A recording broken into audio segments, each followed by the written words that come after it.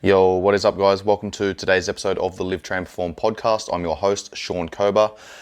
In today's episode, we are going through my 5-minute fitness tips. Now, before we get started on today's episode, I do want to say that if the audio quality is a little bit off and it's not as high quality as it normally is, that's because I'm trialing a lapel mic so that I can continue recording and kind of test the recording capacities of a lapel mic so that I can use it for traveling and interviews and things like that. So apologies in advance if the audio quality is a little bit off.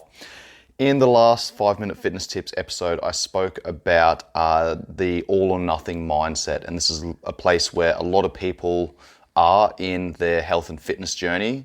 They, put all of these processes in place and they're, making or creating good momentum when they have motivation.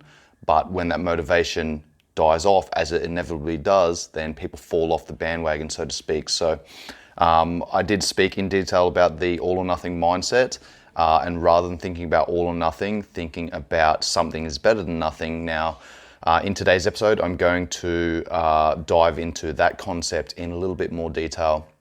Now, this is something I spoke about on my social media platforms, particularly my Instagram, around about March, April last year, whilst I was going through the lockdown period. Now, I haven't spoken about it on the podcast because I didn't have the podcast running at that stage, but something I spoke about there, and I'll have this post linked in the show notes, was that during the lockdown period, I actually broke my days up into, or my training components for the day into 20-minute blocks.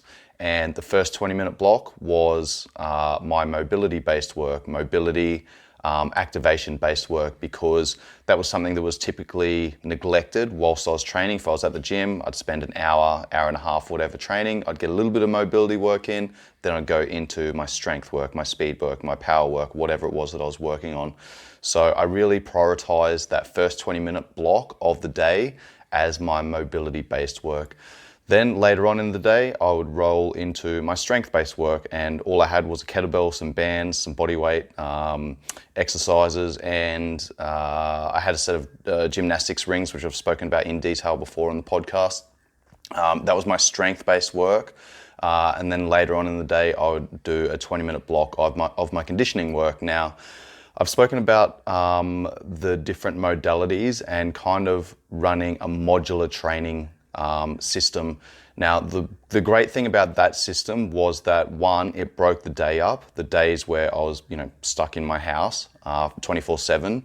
It broke the days up, but it also allowed me to focus on one particular aspect of training, knowing that the mobility-based work was all about, moving with good quality, taking my joints through full range of movement and basically working through every single joint, getting all the muscles, controlling the joints to fire up and do their job to stabilize a joint, take that joint through full range of movement. So the first 20-minute block was that.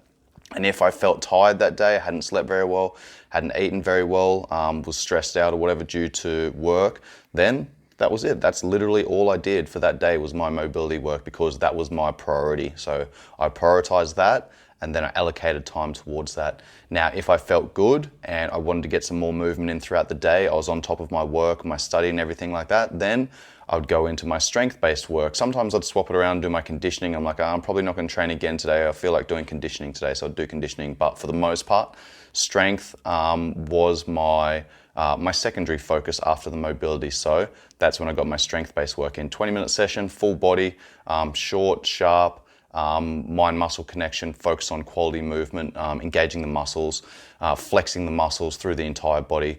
Okay, then the next 20-minute block was my conditioning. All right, so this is where I might have been doing some running, I might have been doing some body weight-based conditioning. This was all about just getting my heart rate up for extended periods of time, or going through some short, sharp sprint-based work focused on the anaerobic energy system and or the aerobic energy system. All right, so a really good way of structuring your training is by modular training. Again, I've spoken about this before in a previous podcast, okay, but to me, this is a really cool way of structuring your training. Now, if you're interested in learning more about this modular style training, I do have a program up on the Swiss 8 app, and Swiss 8 is a non-profit organization that was founded and started to aid veterans initially to manage their mindsets once they got out of the military by structuring in their 8 pillars of health and wellness.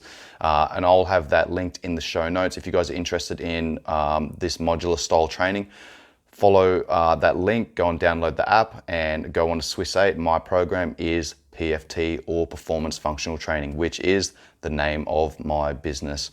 That's it from me today, guys. Hopefully that's given you some tips to live life to the fullest, train to your potential, and perform at your best. Much love. Peace.